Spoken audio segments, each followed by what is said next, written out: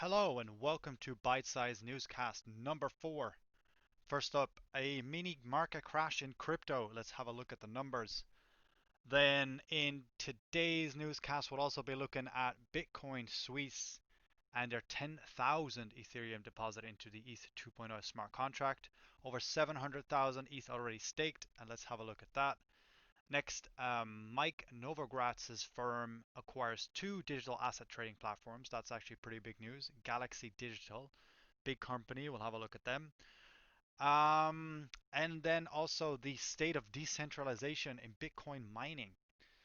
Let's see how that has evolved over the last couple of months and years. Next is the relationship of the federal control over Fannie and Freddie, not to be confused with people. These are actually the American mortgage providers. And finally, Mnuchin and Powell seem to have a disagreement over how to proceed with future stimulus packages. So a lot of big news to unpack. Let's jump right in. Here we are on Coin Market Cap, and as you can see, the last 24 hours have been a massacre. A massacre. Black Friday deals are coming to crypto. Um, most cryptos are still in the positive over the last week. Some, including Bitcoin, are actually in the negative over the 7-day chart, and you can really see the repercussions of this. So, Black Friday deal in crypto. The causes of this are unknown, but logic prevails in saying that we've had a huge bull run the last, what is it, month, and this is a due correction. So far, it doesn't smell like market manipulation. It just seems to be a contraction of the market after such a long period of upwards momentum. Nothing to really worry about for now. I'd say we're going to have a couple more very volatile days, and then we'll settle in. We'll settle down at a new price. I'm thinking $16,500 for Bitcoin, maybe a bit lower, maybe around 15K. We'll see. We'll see. It's we're gonna have a little turbulence here the next coming days, so hold on steady, boys and girls. We're in for a roller coaster.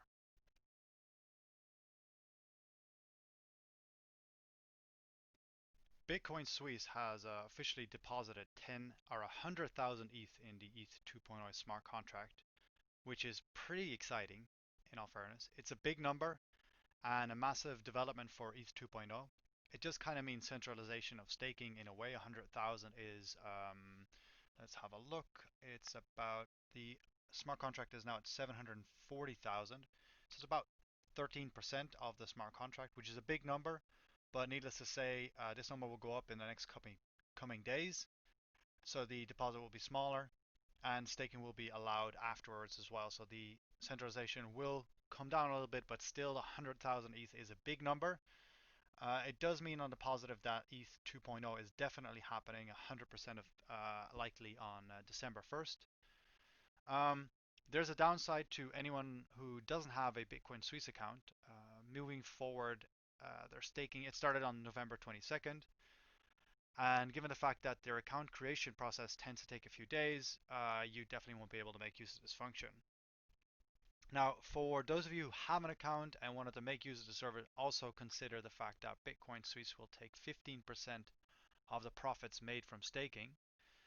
Um, in the grand scheme of things, I have to say it's a big positive to see large companies and custody providers moving to ETH 2.0 staking. And I'll keep you guys informed on what other groups are considering on taking a staking service. Now, I have to say, staking as a service is still very young. Please be very, very wary. Please take your time. There is a due diligence group out there. I'll put the link in the description below. An ETH 2.0 due diligence group, and once their due diligence comes in, then we'll have more certainty on what staking providers are actually noteworthy and which are not. For now, if you can run staking yourself, definitely do it. It's difficult but not impossible. Please remember that there's already 740,000 ETH in the Ether 2.0 contract, so staking will definitely start on December 1st. And remember, there's also a lockup period of 2 years, so please do consider. Anyways, for any of you staking out there, I wish you all the best. It's been an exciting ride so far. Needless to say, the future is looking super bright for Ethereum, so Shout out to all the stakers out there for making this happen. You guys are amazing. Crypto Bulls Michael Novogratz firm acquires two digital asset trading platforms. Now, the reason I wanted to point out this article is that more and more big business, S&P registered, Russell 3000 registered companies are becoming aware of the fact that digital asset trading, not only Bitcoin but other digital assets, is here to stay. Galaxy Holdings, which I dare say you might want to check out from an investor point of view. Actually, come to think of it, I may even do a deep dive on Galaxy. The ticker is GLXY, and anyway, so digital asset trading is becoming pretty big. And this quote here sums it up pretty well. Let me read it out to you. Institutional investors and corporates are becoming more knowledgeable and comfortable with digital assets, and they are increasingly grasping the purpose and importance of cryptocurrency in their investment strategies. So for many of us that are invested in the crypto space, it may also be interesting to buy stocks in registered companies as a means of diversifying your portfolio but keeping it crypto oriented. Now, companies such as Galaxy Digital and Silvergate Capital are they provide lots of the backbones for cryptocurrency. Whether it's Coinbase's banking or BlockFi or any of these big corporations, many of them actually use services provided by Silvergate and Galaxy Trading. So if you're willing to increase your exposure to crypto, but you don't necessarily want to buy more Bitcoin, Ethereum, or whatever cryptocurrency, these companies are very, very interesting to have a look at. Now, if you find this angle interesting, I'd recommend checking out this Reddit post about Silvergate Capital. I'll throw it down in the description below. Highly recommend checking it out. It provides some interesting contrast. So remember, for the longest time, one of the main critiques on Bitcoin was the fact that it was geographically centralized. In other words, like all the mining happened in China as electricity was cheap there. Well, that's changing at a pretty astonishing rate. Other countries and regions around the world are making a resurgence, and that's pretty noticeable in this chart right here. As you can see, Russia, the US, Malaysia, Iran, Kazakhstan are all making a move. And more importantly, though, is the fact that Iran and Kazakhstan are making a move. These are third world countries, and the reason I want to point this out is because in a previous video, I explained that governments of these countries had recently adopted very crypto-friendly regulations. And you can see the effects of this in the chart I found. Actually, I found this on Arcane Web Research. I'll put a link down below. Definitely check out their stuff. It's pretty good stuff. And what I predict is that more and more countries will make a move into Bitcoin mining. And this may surprise some of you, but I believe that Arab countries that are currently making a lot of money from oil will eventually move into Bitcoin mining. The reason being is that these guys have a ton of sun time, right? There's a lot of sun in these countries, like an astonishing amount. It's a desert, right? And just imagine for a second a giant like solar panel park generating electricity to mine Bitcoin. It doesn't really seem that far-fetched. So, sorry. So this graph here, the China centralization, is going to continue to go down. And you're going to see more and more countries adopt Bitcoin mining as Bitcoin becomes more profitable. And I really think the Arab countries are going to take it home. The headline of this Wall Street Journal article is Fannie Freddie Overseer looks to end federal control before Trump leaves. Long short effort could affect cost and availability of mortgages for millions of Americans. So this is pretty big.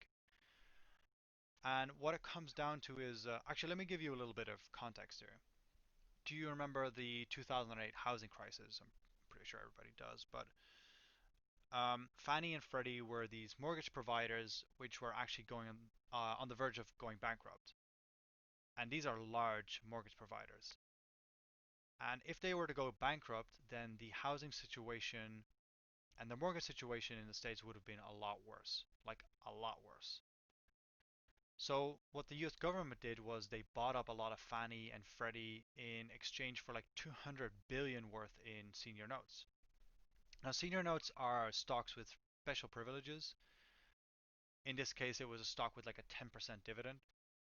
Now the goal has always to eventually return Fannie and Freddie to private ownership to investors.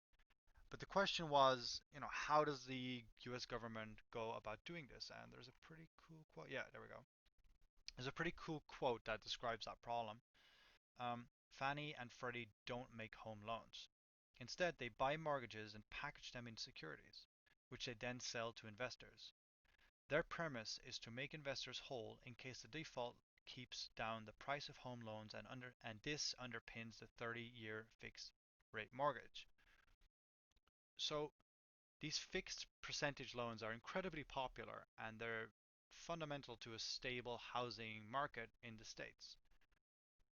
And Trump really wants to push through this privatization of Fannie and Freddie for two reasons.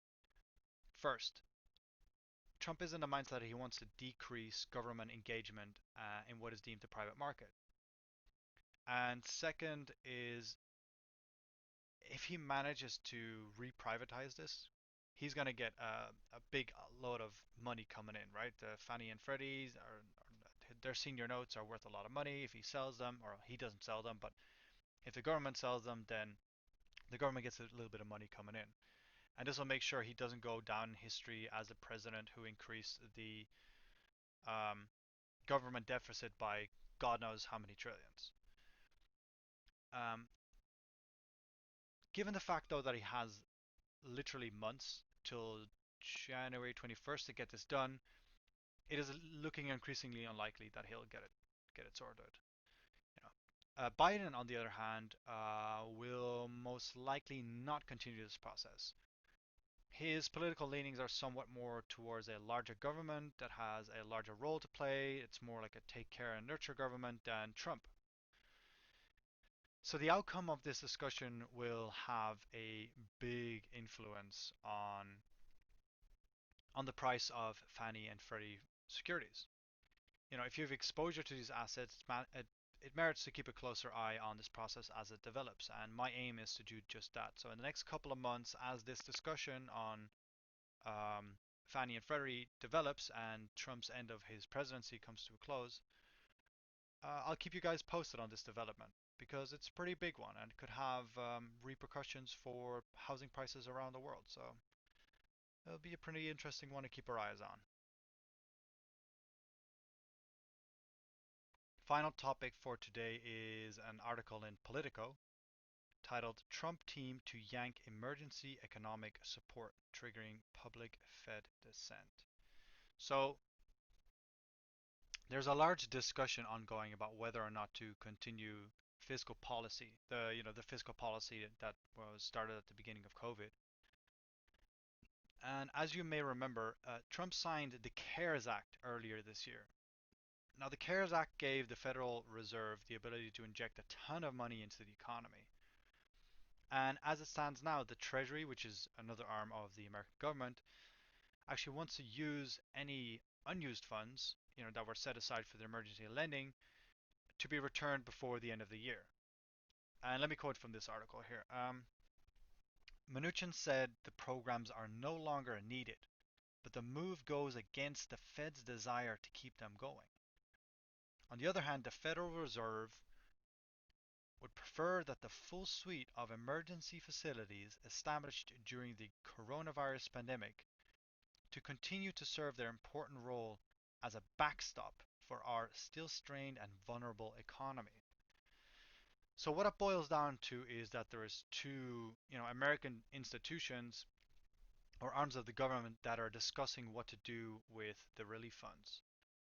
On the one hand, the Treasury, and on the other hand, the Federal Reserve. Now, Mnuchin is in charge of the Treasury and Powell is in charge of the Federal Reserve. Powell is basically saying, guys, the crisis is over. Let's return the money to the government so it doesn't run a huge deficit this year. The reasoning behind this is a point of discussion, but some might say that the president doesn't want to be responsible for one of the biggest budget deficits ever, as it might be perceived as bad. On the other hand, having a deficit is hardly ever a good idea, so making this deficit as small as possible is smart regardless because you don't want to run out of money. And on the other hand, Powell, the Federal Reserve, he doesn't think it's a good idea to stop the emergency funds. He's basically saying that the vaccine is still ways away, and that although there's another quote I wanted to, yeah, all right. Although there's certainly good news, he warned that the next few months may be very challenging. The Fed will be strongly committed to using all of our tools to support the economy for as long as it takes until the job is well and truly done, he said. When the right time comes, and I don't think that is any time soon, we'll put those tools away. Now, this is a very, very important discussion to keep an eye on. Certainly with Biden becoming president in January, how is he going to move this discussion forward? And I'd love to hear your opinion on this. Where do you stand? Do you think the economic element of the COVID crisis is over? Should the American government actively work towards reducing the budget deficit, or does the current economic outlook actually merit some kind of fiscal stimulus still? So I'd love to hear where you guys stand on it, because it's a big ongoing discussion. Do we need more money, or is it over?